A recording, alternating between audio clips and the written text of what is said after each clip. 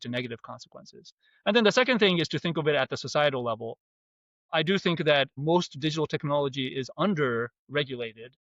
That's the way that the industry likes to have it. But I think in the end, we are seeing now, for several years, if not decades, the negative aspects of digital technology impacting society as a whole.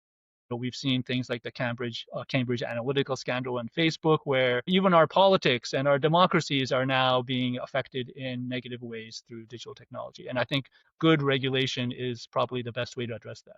Kentaro, I would assume the same logic applies to the generative AI tools that are shiny new toys that, I don't know, speaking for myself, leaned in 110% into, because we just explore every day the new things it can do and are surprised and delighted every day. What can we learn from the mistakes of that rapid adoption and over-adoption maybe of social media with the Gen AI tools as we are figuring out what it can do for us? And that might lead to a very, major change in the way that we run the global economy. And through your work on ethics, what do you see as I wouldn't like to go as far as the solution, but some potential ways that we can mitigate that? I mean, you talked earlier on regulation, and reference maybe it's not going slow enough and we're not putting enough emphasis on. We hear reference to universal basic income.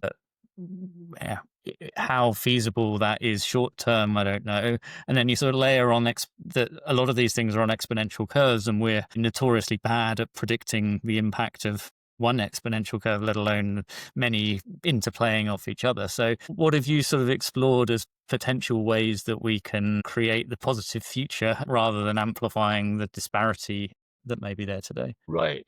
One that I think is still politically difficult, but which I think is absolutely necessary, is very progressive taxation.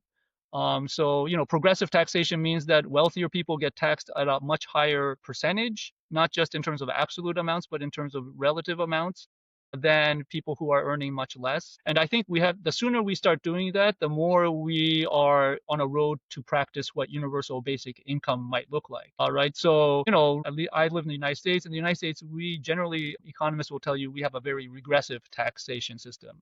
The Warren Buffett, the head of Berkshire Hathaway, he basically would say that he's paying a lower tax rate than his administrative assistant, which makes no sense, right? I mean, he's a gazillionaire. Why shouldn't he be paying a greater share of taxes than a person who is earning a salary to survive? So those kinds of things I think absolutely need to be fixed. It's always a wonder to me how in a democracy that doesn't work out. It's surprising to me. I mean, you'd think the average person would realize, yes, of course, if you're wealthier, you've benefited more from the things that the world has to offer. There's no reason why you shouldn't pay a greater share to give back. So I think that's really the essence of it. And an extreme version of that would be universal basic income, which I don't think solves every problem, but is probably something we need to think seriously about if we get to a world in which AI and robots can do all the work or at least a good chunk of the work that human beings can do.